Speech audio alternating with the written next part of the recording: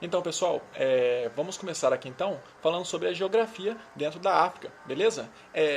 Como eu estou sem editor de vídeo e tudo, eu vou fazer a pausa do gravador mesmo. Então, se eu parar do nada aqui e começar falando de outra coisa, é porque eu dei uma pausa no vídeo, beleza? Só para fazer essa transição rápida, não ficar muitos vídeos por tópico. Então, vamos lá, galera. Sem mais delongas, vamos aqui falar, capítulo 6, sobre a África Antiga, beleza? Desde a primeira aula, quando falamos do Paleolítico, do Neolítico, entendemos que a África é o berço da civilização. Através da Revolução Neolítica, a gente vai ver que essa população ela vai começar a se espalhar pelo mundo. Por exemplo, nos próximos capítulos, quando a gente estudou a civilização da Mesopotâmia, depois estudamos Egito, vimos que vários povos vão se desenvolver em diversos locais. Em História 2 vocês também viram a Grécia, Roma, diversos povos que se desenvolvem no meio pelo mundo, né? Então, a pergunta que fica é a seguinte: a África, então, depois dessa expansão das civilizações pelo mundo, ela vai ficar sem povos? Ela não vai ter reinos? Ela não vai ter civilizações? Não. Obviamente vão ter grandes civilizações, mas existe uma dificuldade aí em compreender exatamente como ocorreu todo esse processo. Por quê? Porque a África ela vai ter uma peculiaridade que vai ser a ideia da história oral.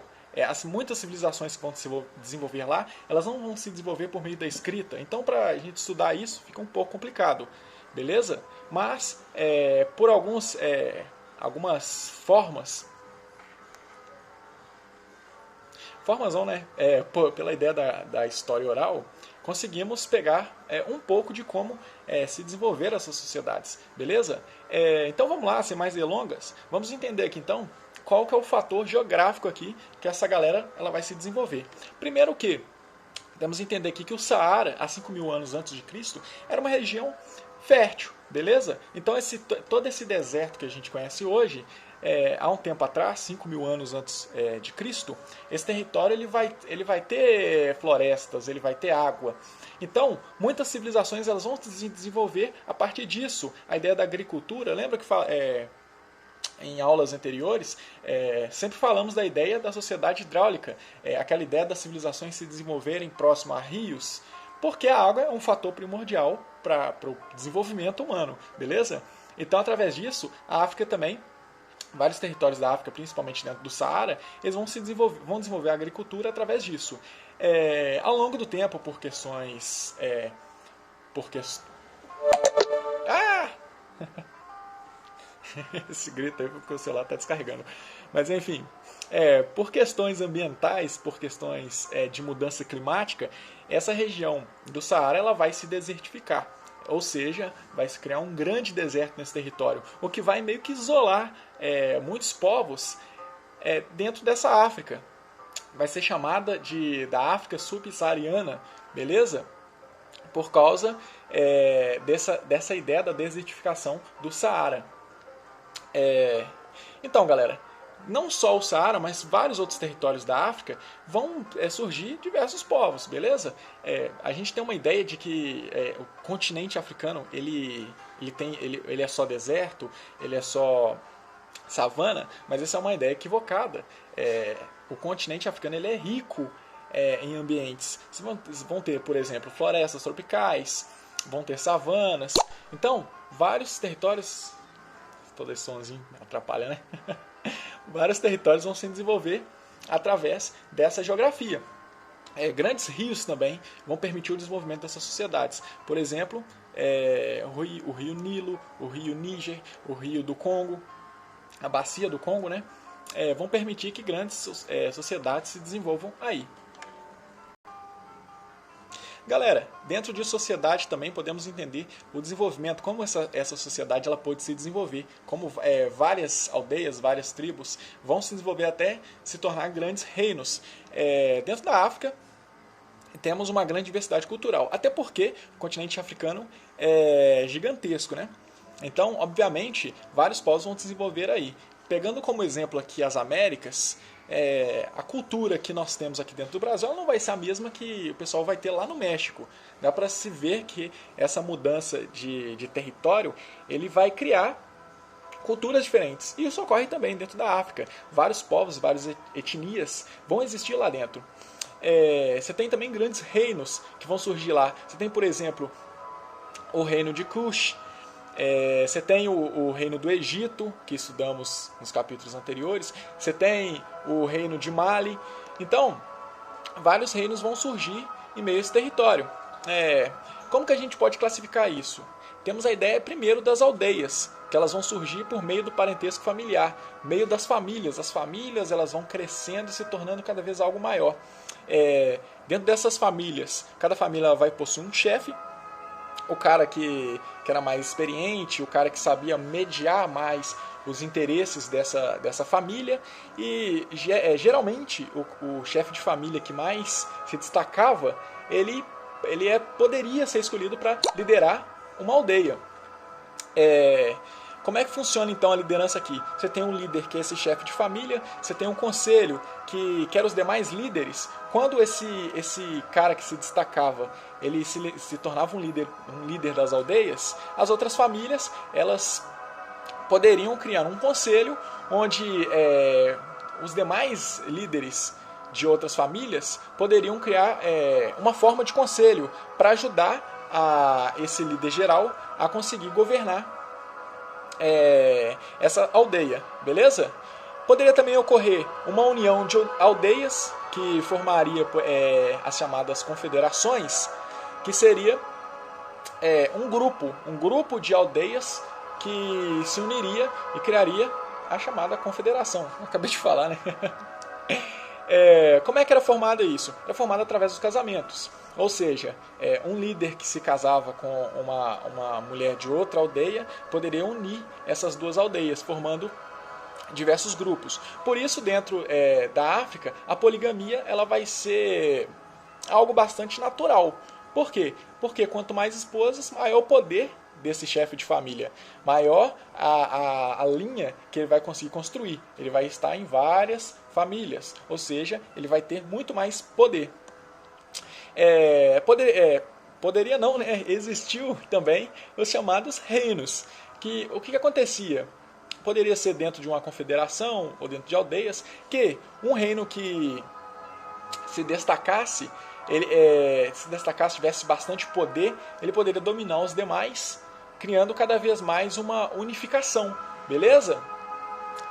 Ou seja, esse chefe ele vai ter um poder tão alto que não vai mais ser necessária essa ideia de confederação. Ele vai ter um domínio de outros locais, ou através da força, ou através da diplomacia. Beleza? Vale lembrar aqui, só para fechar, que a fertilidade aqui ela vai ser uma fonte muito grande de poder e prestígio. Ou seja, quanto mais filhos você tivesse, mais poder você poderia ter. E a galera que não tinha como ter filhos, a galera que era infértil, ela era vista com olhos bem... Como é que eu posso dizer? Com um certo preconceito. Porque a fertilidade aqui ela é uma questão de poder. Beleza? Galera, falando sobre a economia, eu dei uma cortada aqui por causa da luz está batendo, mas falando sobre a economia aqui ela vai girar, ela vai depender de vários locais onde ela vai se desenvolver e de vários reinos ou aldeias. Um dos fatores principais aqui, um dos produtos principais aqui a ser comercializado aqui vai ser o ouro. Várias regiões da África elas vão ser ricas em ouro, o que vai fazer com que essas civilizações elas consigam se desenvolver demais. Outros produtos também vão ser os peixes, tecidos, marfim, que é a presa a presa do elefante. Você também tem o sal, que vai ser muito utilizado também para esse comércio, para essa economia, para gerar essa economia. Por exemplo, o Império Mali vai ser muito bom em extrair esse sal. Sal porque região que um dia foi oceano, quando essa água baixar, abaixo desse deserto, abaixo de alguns territórios, você vai conseguir ter bastante sal. Então a extração de sal ela vai ser bastante natural. Você também tem grãos, por exemplo. Eu falei aqui rapidamente sobre escravos, e é uma coisa que até é interessante dar um foco aqui. Os escravos eles vão ser parte, eles vão ser esse produto de troca também, eles vão girar essa economia e basicamente os escravos eles vão ser pegos, eles vão ser vão surgir esses escravos através de guerras.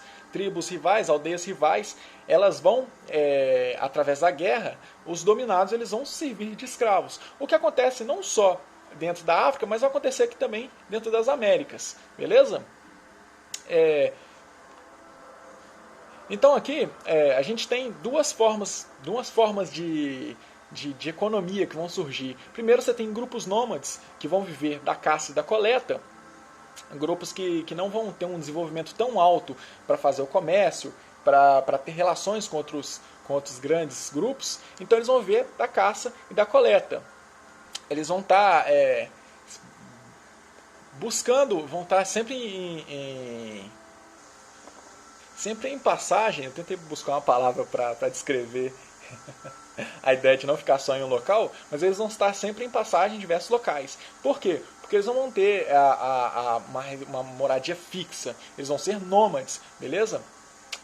Outro grupo aí que vai surgir também são as chamadas cidades-estados, que aí sim vão ter um desenvolvimento mais complexo e vão conseguir fazer, por exemplo, o comércio, estabelecer o comércio. Eles vão também desenvolver a atividade do artesanato e a partir disso vão surgir aí os grandes reinos, beleza? Galera, outra coisa importante para a gente entender aqui é a cultura e a religião. O que essa galera vai pensar, o que essa galera vai produzir, em que essa galera acredita, porque os povos mais antigos, quando estudamos civilizações antigas, vemos que a religião é um fator bastante importante para o desenvolvimento de uma sociedade. Não vai ser diferente aqui, beleza? Mas falando um pouco sobre cultura, é até mais tranquilo de se entender a cultura quando analisamos, por exemplo, a nossa cultura. Por quê?